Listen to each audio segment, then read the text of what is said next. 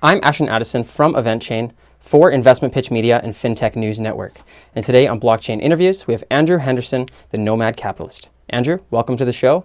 It's a pleasure to have you here today. Thank you. You're very welcome. Let's start by understanding a bit on your background as a nomad capitalist and what your vision of being a nomad capitalist is. Yeah, so Nomad Capitalist is guided by what I call the 5 magic words: go where you're treated best. My father told me this when I was a preteen. It changed my life because he had the foresight to tell me, you don't have to stay where you're from. You don't have to stay here for the social obligations like your family. You should go where you're treated best. If you're in business, probably by the year 2020, that won't be the United States or North America. And so my vision for Nomad Capitalist is successful people have options. It's a competitive marketplace for so many things these days.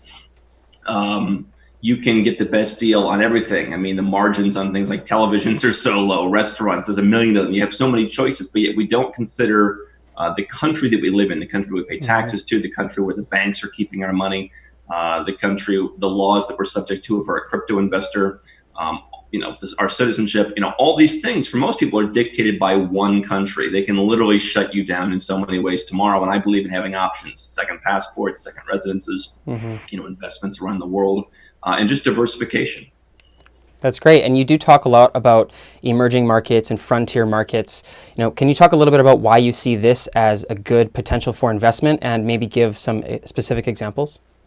Well, a couple reasons. I mean, number one, they're often not correlated, frontier markets. And so you can see markets like Cambodia that have grown tremendously. You haven't seen any dips in 25 plus years. So you've had Asian financial crisis, Y2K, global financial crisis, and just continued chugging along.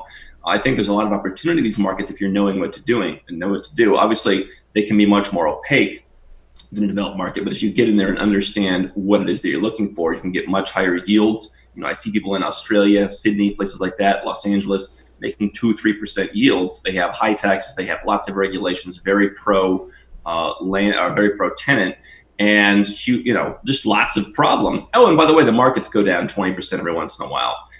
And so I think that you can avoid all those issues by being in emerging markets that are much more pro-business, that want people to come there. The Georgias, the Malaysias, places, I think Central Asia could be opening up. Cambodia has been a good one, and probably a few others as well. Really interesting. And for example, with Cambodia or Georgia, do you need to be a citizen to be able to invest in those areas? So what I love about Georgia and markets like that, I think Armenia next door is perhaps starting to follow some of their playbook, is it's very open. You can buy a property, it costs $15. You can transfer it to anyone in a matter of about 3 days, and it doesn't matter if you're a citizen or resident, you can buy it even without being there. In Cambodia, as with most Asian countries and with some African countries as well, which is why I often don't talk about Africa, but you are restricted. So you can buy condos, you can buy in some cases what are called shop house apartments, but you can't in most places in Asia outside of Malaysia, where I am, buy land, by villas, things like that. So you are more restricted in some of these places, but in the Eastern European and Latin American countries, generally speaking, it's very wide open. Interesting.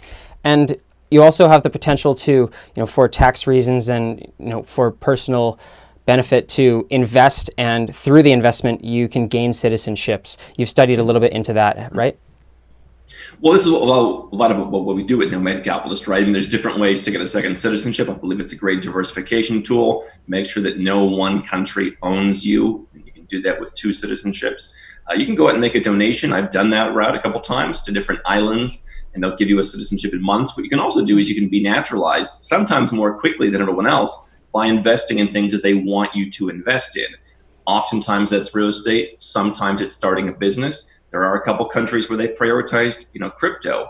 Maybe not so much for residence and citizenship, but yeah, if you buy a property, you could get, like in the case of Turkey, $250,000 in property. You get citizenship in 6 months. Other countries, innumerable to mention, you can get residence and then 3, 4, 5, 6 years later, go back and get your citizenship. So it's kind of like what I call a free second passport. If you can make a good investment that's profitable, you pay a couple legal fees out of the rent, and then the passport comes with it. And you mentioned crypto there. There are a lot of countries that are starting to look for, favorable crypto tax laws that are being, enacted. Do you see, and crypto is a very early market and it's very emerging right now. Do you see that as a proper diversification and investment tool as well? Yeah, we have a lot of folks who do cryptocurrency. I mean, for me, I think diversification, both geographically and different asset classes, is important. I'm not putting 100% of my money into crypto. We had a guy recently has about $20 million. 25% of it's in crypto, and it's gone from basically nothing, right? So he's been a good trader in equities. He's done a couple good real estate deals, and he's done very well in cryptocurrency. So I look at it similar to gold or silver. I think that the biggest challenge you can have in any market is when you are so confident that everyone is going to come along and agree with you. And I've seen that my entire life since I was 12 years old, in libertarian politics. Most people don't want to be libertarians. Most people want to be led. They want to be told what to do. And so I think, having a balanced portfolio to make sure that no one thing is ever overweight, I think is very important. But I think crypto is really a very powerful thing, and it's a good thing to have in your portfolio. And do you see using cryptocurrencies actually for payments? Bitcoin can be considered a store of value to some, but for others, they see it as a way to transact globally. And being a nomad and moving across borders, having a currency that is global rather than switching between foreign exchange seems favorable. Do you experience that as a nomad? Well, I mean, I think that, I think sometimes we're so focused on that, how do I avoid 50 basis points in fees or a $5 ATM charge, that we want to go and deal with something that has, great volatility at times, right? People are in different cryptocurrencies, including altcoins. I mean, some of these things, they're up, down 10% in one day. Even in, this recent chaos, I don't think I've seen very many currencies that were down, 10%, 20% in a day. And so, for me, I think my perspective would be, yes, if you want to use it for payments, if that's what you're doing, then that's fine. But if the goal is, how do I make my life as a nomad easier? You have a good international bank, you hold different currencies, you hedge in that way. The reality is most people are used to dealing in fiat currency, and we can go around and we can call everybody cheap. And listen, I have great sympathy for the cause. I also realize we live in a world where most people don't really know what's going on. And if you're going to be living this lifestyle, they don't know much about crypto in Montenegro, by and large. And so I don't know. I think I would be holding the crypto, and I would be, just using that as a long-term position and not spending it, and let the money coming in be spent. Yeah, well, I guess because we are so early, it's hard to tell in terms of mainstream adoption. Can you go to each country that you're going to, and will you? You may have to incur those extra fees if they don't accept Bitcoin, but maybe 10 years down the road, then it will be more widespread. Do you foresee that coming quicker than sooner? More widespread. It's always hard. Listen, people ask me, is everyone going to be a nomad one day? No, they don't want to be. And you can look at that with people who are on my team, for example. They like where they're from. They like their city. They like being around their family. They like their boyfriend, right? They don't want to go anywhere. Maybe they want to travel a couple weeks a year, right? I don't necessarily imagine, I don't have the chutzpah to say that everyone is going to want to live my life. My life is for, I think, a limited number of people who are adventurous on the digital nomad side, on the nomad capitalist side, wealthy people, 6, 7, 8-figure entrepreneurs and investors. It's the adventure as well. It's better opportunities, better lifestyle, less nonsense in your life, and of course, lower taxes. I think the same thing applies to crypto. Yes, more widespread. I think certain places you'll see it be more widespread, but to say that every country on earth is going to adopt it, listen, if it's very important to you that you can totally transact in crypto, then I think I would have those kind of countries on my agenda. But you're going to be crossing a number of countries off your list. And so the countries that are, I think, invariably more crypto friendly right now may not be the places where you want to go and spend your time. Yeah, I guess because a lot of these people in these countries that have hyperinflation with their currencies are turning to crypto. Sure. For Venezuela, the hyperinflation is crazy, and although everyone's using crypto, it may not be the nicest place to go and visit or potentially invest in. Or Belarus or something. I mean, I kind of like Belarus, but are most people going to want to live there? People talk about, Georgia. I'm a fan of Georgia, and they've been very good. But, is it a place where you want to go and live full time? It's a bit of a culture shock for that. And, I hate to say it, but what they're also doing to combat hyperinflation in a lot of places? U.S. dollars, right? So I do hear you, and I'm on the side of the cause, but I also like to make sure we're being pragmatic and we're not allowing the movement to dictate the hype. I'm curious on your take about central bank digital currencies. It seems like China and America may be rushing to move their currencies digitally or on the blockchain as well, as opposed to using a decentralized currency that isn't controlled by a central government. Do you foresee that as practical for nomads to be using central bank digital currencies when they do come? Doesn't that defeat the point, right?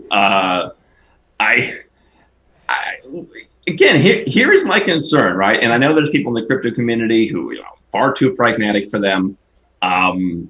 Look what happened during the recent months. The U.S. government came out and said, put your money in an FDIC insured bank. It's safe. And you and I can look at that and say, or I'll speak for myself. You can say, that's a little ridiculous. Okay, I mean, this FDIC fund has like half a penny for every dollar in deposits, and like you're going to trust the U.S. government with your money. Look at all the other governments that have bailed in banks. But most people believe it, and so my fear is whenever you have the quote unquote more reasonable alternative put out by governments, people may start to say, oh, well, that that Bitcoin thing I heard about, maybe this government version is better. I don't know, but I do feel like a lot of people are scared about something that's new. Adoption often takes a long time. You can say the internet, obviously, adoption didn't take that long in the course of history. But I do fear that people like the government alternative. Yeah, it's really interesting to see. It doesn't make it good. Yep. Yeah, it'll be interesting to see how that plays out. And I think that the Facebook Libra had a catalyst in interest of these kinds of currencies for people that weren't already involved in the industry. So, one other thing that you also focus on is luxury nomads. Some people think of nomads as people that have no possessions and they're traveling around almost like a backpacker. But you talk about talking with a lot of entrepreneurs that have huge salaries and, they're nomads, but they actually live a very luxurious life. Can you talk a little bit about, what cities are best for luxury nomads, or a little bit about, around that? Sure. I mean, we've had everyone from, $500,000 a year to billions of dollars in net worth, billion-dollar company founders. Dubai is one that I think is popular because you have the blend of low tax, you have excellent infrastructure, shopping, get anything you want, great service. Singapore is a good one. But I also think that, we're entering an era where, the country club era has come to an end, where there's like, you're kind of ring fencing yourself as a wealthy person. I mean, Kuala Lumpur, for me, could I afford to live in Singapore? Yes. But to me, it's a better value. People a little more kind here. I'm not saying they're bad in Singapore, but they're just super nice here. It's just a bit more fun, right? It's a bit more of a lively place to be. I think, places like Belgrade in Europe are very interesting because one of the things that I'm trying to do, and I think a lot of people are trying to do, is they're trying to get away from some of the noise in the Western world about how the rich are evil and kind of everyone's priorities have just shifted. And so for me, moving to Vienna or Auckland, which always tops these lists, notice how there's never a single city you haven't heard of on these lists put up by U.S. media. Like there's never a single one. You'll never see Kuala Lumpur, and yet you have probably some of the best malls in the world here. When guys are telling me, hey, my wife is kind of concerned, I was like, tell her to look at Pavilion Mall in Kuala Lumpur. And I totally go and look, I can promise you it's better than the Wichita, Crossings Mall. And I just think that obviously safety is an issue. I kind of like Mexico City. People would have an issue with that one. But I think, low tax, friendly people, easy to do business, easy to get in and out. Those are the things I'm looking for. And to say that we should go to some, kind of esteemed London or something, there's no value there. The point here is, don't spend $2 million in a house in London and get a basement. Spend $2 million and get a mansion. Yeah. Very well said. And we're running out of time, but if the viewers are looking to learn more about being a nomad or nomad capitalist, what's the best way for them to learn more and to reach out? Well, so I wrote this book, which is on Amazon. It's called Nomad Capitalist. You can find it in the Amazon store. And that's a good introduction if you want to distill the 1,000 videos I've made and 2,000 blog posts we've written. You can also go to nomadcapitalist.com and learn more. We're working on a live event right now with Robert Kiyosaki and President Mikhail Saakashvili of Georgia and others. But I would say really the first thing to do if you're just new to this idea of have a bank account somewhere else is get the book. Yeah, great. Thank you, Andrew. I will leave the links to those in the description box below for the viewers as well. Thank you so much for your time. It's been a pleasure speaking with you. All the best with Nomad Capitalist, and let's follow up in the near future. Appreciate it.